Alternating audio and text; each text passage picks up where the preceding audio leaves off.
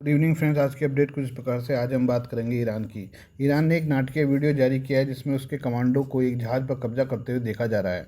Iran ने कल 2 जहाज़ों को जब्त किया था जिनमें से एक जहाज़ भारत आ रहा था। इस फुटेज में कथित तौर पर दिखाया गया है कि कैसे नकाबपोश कमांडो ने जहाज़ों का पीछा किया और फिर उन पर कब्जा किया। ये ईरान का प्रोपगेंडा फिल्म है जो हॉलीवुड फिल्मों के अंदाज में बनाया गया है और एक तरह से अमेरिकी राष्ट्रपति डोनाल्ड ट्रंप के लिए चुनौती की तरह है। इससे पहले भी ईरान कई तरह के प्रोपगेंडा वीडियो जारी कर चुका है। आपको बता दें कि बुधवार को डोनाल्ड ट्रंप ने एक तरफा 2 हफ्ते के युद्ध विराम को अनिश्चित काल के लिए बढ़ा दिया और उसके युद्ध विराम के फैसले के बाद ईरान ने 3 जहाज़ों पर फायरिंग की थी। इनमें से ईरानी नौसेना ने 2 जहाज़ों पनामा का झंडा लगे एमएससी फ्रांसिस्का और लाइबेरिया का झंडा लगे इपामिंडोस पर हमला करके उस पर कब्जा कर लिया। इपामिंडोस दुबई से गुजरात के मुद्रा बंदरगाह की ओर जा रहा था।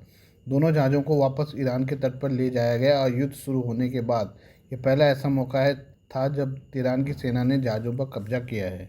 ईरान की तरफ से जो वीडियो जारी किया गया है उसमें ईरानी सैनिक स्पीड बोट में सवार होकर मालवाहक जहाज़ों की ओर बढ़ते हुए दिखाई दे रहे हैं।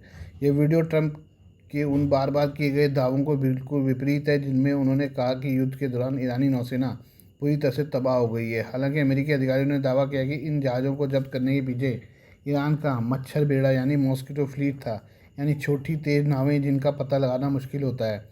ऐसी नावें आईआरजीसी ऑपरेट करता है जिसने हॉर्मुज से कंट्रोल छोड़ने से इनकार कर दिया है। वीडियो में नकाबपोश ईरानी सैनिकों के हाथ में राइफलें दिख रही हैं और वे सीढ़ी चढ़कर एमएससी फ्रांसिस्का पर चढ़ते हुए दिखाई देते हैं। इपिया मुंडीज पर नकाबपोश कमांडो राइफलों के साथ तलाशी लेते हुए और इंजन रूम में घुसते हुए दिखाई देते हैं। फिर आगे सैनिकों को जहाज़ के ऊपरी डेक पर चढ़ते हुए दिखाया जाता है। भारत जा रहे जहाज़ एपामंडोस के ब्रिज केंद्रीय कमांड सेंटरों को तब नुकसान पहुंचा जब ईरानी सैनिकों ने अपनी स्पीड बोट से गोलाबारी की और उन्हें ग्रेनेड फेंके। हालांकि जहाज़ के क्रू को कोई चोट नहीं आई है। एमएससी फ्रांसिस्का पर उस वक्त गोलाबारी की गई जब वो ईरान के तट से लगभग 6 मील दूर था। जहाज़ पर हमले के बाद आईआरजीसी ने क्या कहा? भारत आने वाले जहाज़ों पर हमला करने के बाद आईआरजीसी ने कहा कि इन मालवाहक जहाज़ों के पास जरूरी मंजूरी नहीं थी और उन्होंने नेविगेशन सिस्टम में छेड़छाड़ की थी जिससे समुद्री सुरक्षा खतरे में पड़ गई थी। उसने यह भी चेतावनी दी कि जलमंडू मध्य की व्यवस्था में बाधा डालने वाले किसी भी काम को रेड लाइन माना जाएगा। यह घटना शायद ईरान की तरफ से जैसे को तैसा वाला कदम था। यह तब हुआ जब अमेरिकी सेना ने एक वीडियो जारी किया था जिसमें उसकी सेना को एक ईरानी मालवाहक जहाज़ तोस्का को जब्त करते हुए दिखाया गया था। अमेरिका ने दावा किया है कि इस जहाज़ ने ईरानी बंदरगाहों पर उसकी नाकेबंदी को तोड़ने की कोशिश की थी और उसके बाद उसे जब्त कर लिया गया। आइए बात करें इसराइल की। इजरायली अधिकारी ने पुष्टि की है कि वो India middle east economic corridor यानी आईएमएक का काम तेज करने के लिए कोशिश शुरू कर दी है। इसका मकसद होर्मुज स्ट्रेट से ईरान के दबदबे को कम करना है और एक बाईपास मार्ग तैयार करना है। ये गलियारा खाड़ी जॉर्डन और इसराइल के रास्ते भारत को यूरोप से जोड़ता है। ऐसा इसलिए किया जा रहा है क्योंकि होर्मुज जलडमरू मध्य में ईरान के बढ़ते प्रभाव को लेकर चिंताएं बढ़ रही हैं। इसराइल के अधिकारियों का कहना है कि वैश्विक अर्थव्यवस्था पर ईरान के प्रभाव को काफ़ी हद तक कम कर सकता है और यह सुनिश्चित करने में मदद कर सकता है कि भविष्य में अंतर्राष्ट्रीय व्यापार से जुड़े विचार इसराइल के सैन्य विकल्पों को सीमित न करें। इस प्रोजेक्ट की घोषणा बाइडेन प्रशासन ने 7 अक्टूबर के हमले से कुछ हफ्ते पहले की थी, लेकिन गाजा में युद्ध के बाद इसमें इसराइल की भूमिका को लेकर सवाल उठने लगे और सऊदी अरब की हिचकिचाहट की बड़ी वजह यही है। लेकिन होर्मुज बंद होने के बाद सऊदी भी एक वैकल्पिक मार्ग चाहता है जिसने इजरायली विदेश मंत्रालय और वित्त मंत्रालय के अधिकारियों के सामने एक दुर्लभ दरवाजा खोल दिया है।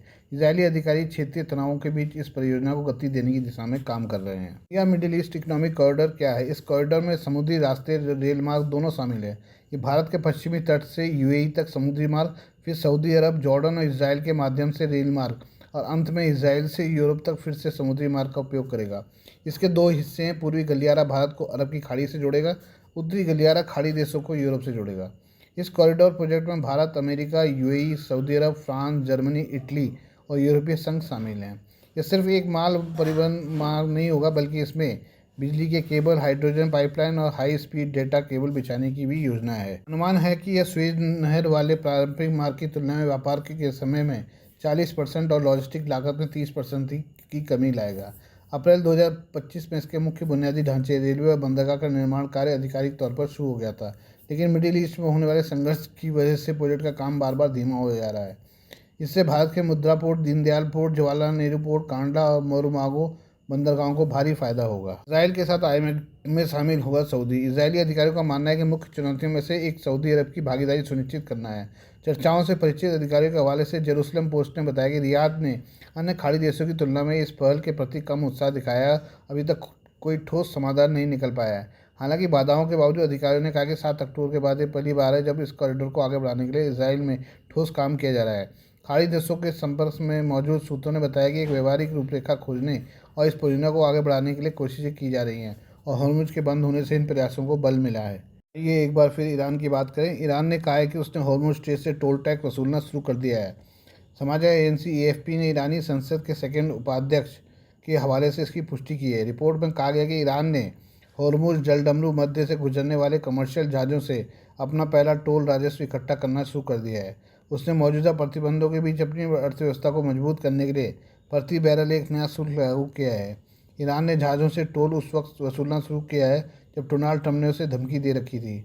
हॉर्मुज स्ट्रेट से टोल वसूलने की शुरुआत होने का मतलब है कि ईरानी अधिकारियों ने डोनाल्ड ट्रंप की चेतावनी को हवा में उड़ा दिया।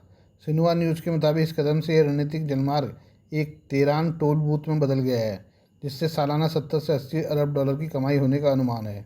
हालांकि नौवन की स्वतंत्रता को लेकर राष्ट्रीय स्तर पर चिंताएं बनी हुई है। हॉर्मुज स्ट्रेट में आईआरजीसी के छोटे बोट ईरान से लंबे समय से दावा किया है कि वह हॉर्मुज जलडमरू से अब टोल वसूलना शुरू करेगा। उसने कहा था कि हॉर्मुज को वो कंट्रोल करता है, इसलिए वहां से गुजरने वाले विदेशी जहाज़ों को सुरक्षा शुल्क या टोल देना चाहिए।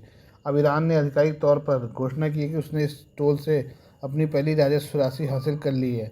हालांकि अभी ये पता नहीं चल पाया कि वो जहाज़ किस देश का है जिसने टोल टैक्स चुकाया है।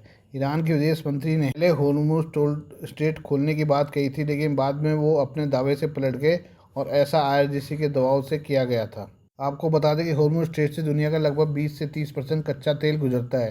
ये खाड़ी देशों जैसे सऊदी अरब, यूएई, कुवैत, इराक को खुले समुद्र से जोड़ने वाला एकमात्र रास्ता है। टोल वसूल कर ईरान ये दिखाना चाहता है कि उसका इस जलमार्ग पर उसका पूरा नियंत्रण है। हालांकि अंतर्राष्ट्रीय कानून यूएनसीएलओएस का उल्लंघन है, जिसके मुताबिक हॉर्मुज एक अंतर्राष्ट्रीय जलमार्ग है जहाँ से जहाज़ों को इनोसेंट पैसेज यानी शांतिपूर्ण पारागमन का अधिकार है। दुनिया भर के देशों ने ईरान के इस टोल वसूलने के अधिकार को खारिज कर दिया है। ईरान अगर सभी जहाज़ों से टोल वसूलना शुरू करता है तो तेल की कीमतों में भारी इजाफा हो सकता है। ऐसा करने से तेल के परिवहन में आने वाला खर्च काफ़ी बढ़ जाएगा। मालवाहक जहाज़ों के लिए बीमा और पारगमन खर्च बढ़ जाएगा, जिसका असर आखिरकार आम जनता पर महंगाई के रूप में पड़ेगा। मार्च अप्रैल में तनाव की वजह से कच्चे तेल की कीमतें $100 प्रति बैरल के पार चली गई और एक बार तो $126 प्रति बैरल तक पहुंच गई। लेकिन अगर टोल लगना शुरू हुआ तो प्रत्येक तेल टैंकर से ईरान करीब 16 से 17 करोड़ रुपए वसूलेगा। ऐसा होने से प्रति बैरल तेल की कीमत में $1 का इजाफा हो सकता है। Please do like, share and subscribe this channel of my news views and analysis bye Prakash.